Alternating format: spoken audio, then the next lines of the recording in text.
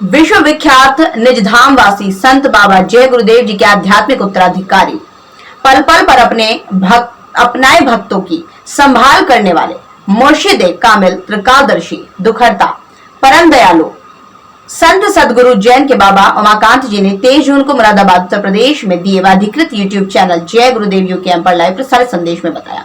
गुरु महाराज के आदेश से आपको 5 नाम बताऊंगा जिसको नामदान कहते हैं। ये दुनिया का सबसे कठिन काम है। गुरु के आदेश में दया होती है, आदेश का पालन करना चाहिए। असमर्थ होने पर गुरु दया से मदद कर देते हैं, लेकिन जब कोशिश ही नहीं करोगे तो गुरु कैसे मदद करेंगे। कुछ सालों पहले दिल्ली में आयोजित शाकाहारी सम्मेलन में 32 देशों से आए लोगों को नामदान दिया। सबको दे देता हूँ क्योंकि अभी जिंदगी का कोई भरोसा नहीं। भगवान अल्लाह ताला न कोई कौम कौमियत जाति धर्म नहीं इंसान बनाया। इसे समझने और बताए अनुसार करने पर फायदा होगा। मालिक के यहाँ कोई भेदभाव नहीं। जिस्मानी नहीं बल्कि रूहानी इबादत से खुदा भगवान अल्लाह पाक परवरदिगार खुश होते हैं। वो नाम बताऊंगा जिससे अपनी रूह जीवात्मा की ओर इस प्रभु खुदा की हो जाएगी पहचान। खुद ठग जाओ पर ठगी मत करो। कोई तारीफ करे तो गहराई से सोचो कि अपने किस स्वार्थ में तारीफ कर रहा है। जो लोग संकल्प बना लेते हैं उनका काम हो जाता है। अच्छाई और बुराई दोनों बांटने से बढ़ जाती है। एहसान भूलना नहीं चाहिए, चुका देना चाहिए। मैं गया 15-16 देशों में नामदान दे के आया। गया तो और देशों में भी, लेकिन नामदान वहाँ समय परिस्थिति के अनुसार नहीं हो पाया। तो आप ये समझो 15-16 देशों में नामदान दिया।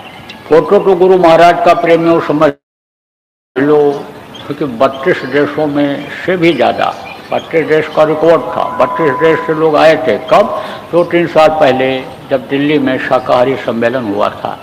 अभी तो समझो बहुत काफ़ी लोग अब की बार 26, 27 और 28 मई को जो गुरु महाराज का भंडारा उज्जैन में हुआ, वहाँ भी विदेशों से लोग आए थे। तो आप ये समझो वहाँ भी नामदान दिया, थोड़े लोगों में भी दिया।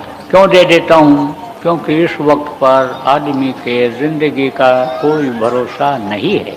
घर से आदमी निकले, कोई ज़रूरी नहीं है कि 2 घंटे के बाद ठीक ठाक वापस आ जाएगा। देखो, इस चीज़ को जब लोग समझ जाते हैं तो करने लगते हैं। बहुत से लोग आप ये समझो समाज के डर से, कौम के डर से यानी समझो कि नहीं प्रदर्शित करते हैं, नहीं दिखावा करते हैं, नहीं आते जाते हैं, लेकिन करते हैं। और करते हैं जब यकीन करके, विश्वास करके करते हैं तो सबको फ़ायदा होता है। क्योंकि ये ऐसी चीज़ है कि इंसान और इंसानियत वाली चीज़ है, ये कोई कौम कौमियत वाली चीज़ नहीं है।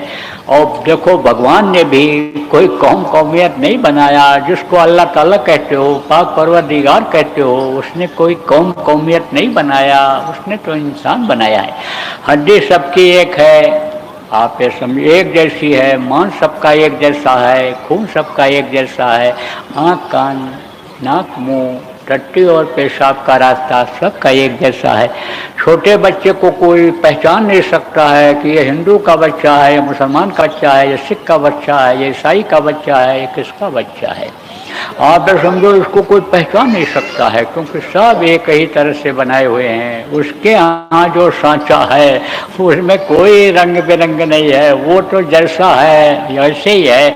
यह रंग बिरंग तो यहाँ हो जाता है जिसको धूप कम लगती है, पहाड़ों पर रहते हैं या ठंडे देश में रहते हैं, उनकी चमड़ियाँ ये साफ हो जाती हैं, जिसको गोरा कहते हो, गोरा हो जाता है। जहाँ धूप ज़्यादा लगती है वहाँ के लोग काले होते हैं।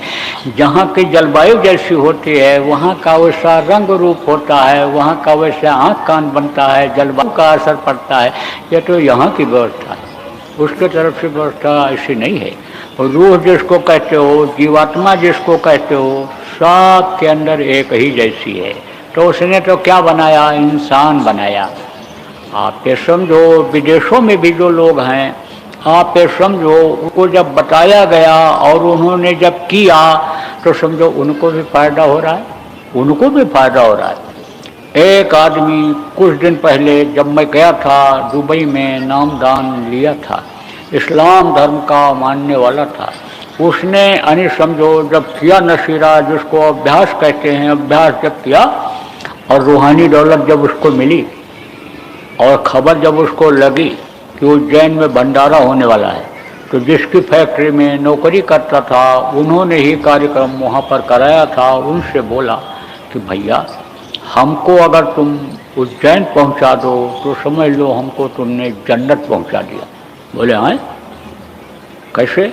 कहा बस हम मान गए, अब हम समझ गए, अब हम समझ गए। हम तो समझते थे हमारा इस्लाम धर्म ही सबसे ऊंचा है, लेकिन यहाँ तो धर्म की कोई बात ही नहीं है, यहाँ पर तो समझो रूहानी बात है। यहाँ पर तो अब मैं समझ गया, ये जिस्मानी इबादत से यानी समझो खुदा खुश नहीं होता है, जब रूहानी इबादत करते हैं तब वो खुदा खुश होता है। ये चीज़ समझ में उसके आ गया, तो उसने कहा हमको पहुँचा दो। लेकिन वो ऐसे देश का था कि जहाँ से टेंशन चल रहा है, यहाँ पर समझो उसको वीज़ा किसी भी कीमत पर नहीं मिला, किसी भी कीमत पर नहीं मिला, यहाँ पे समझो।